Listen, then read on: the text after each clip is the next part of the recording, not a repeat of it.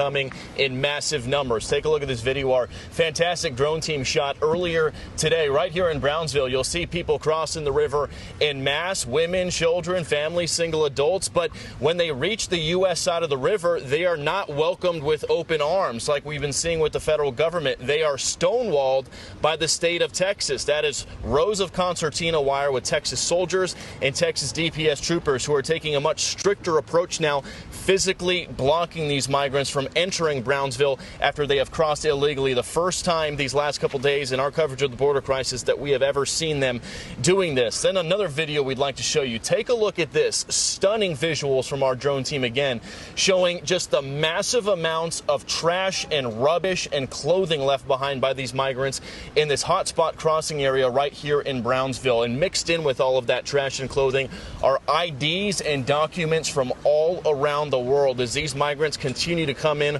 from all over the place. And that trash pile you see there are dozens like them all across the border.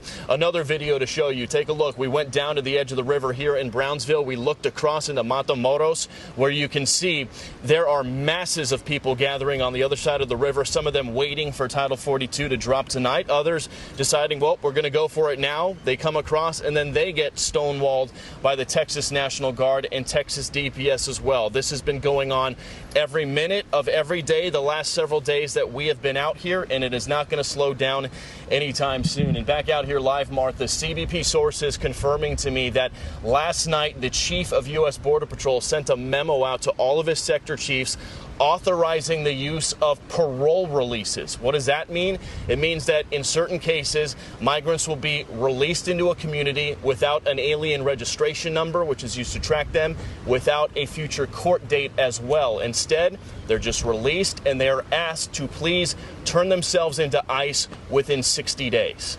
We'll send it back to you. Yeah, Bill, quick question for you. So I think we have a map of the areas that are full to capacity. You've got RGV, El Paso, Yuma, Tucson, San Diego, Del Rio, El Centro. So in those communities, if you live there, you can expect that there are mass releases that will be happening into your neighborhoods, into your town. Where are those people supposed to go?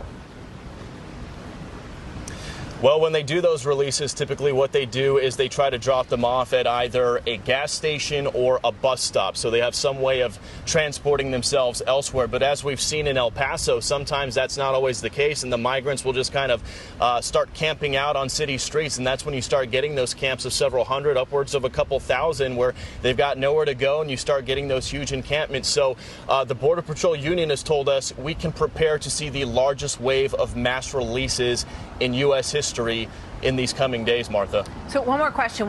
When the amazing video that you showed us before, those areas were open, and now you have Texas Rangers blocking them with razor wire. Where do those people go? They go back down into the river, and do they go back to Mexico? Where do they go?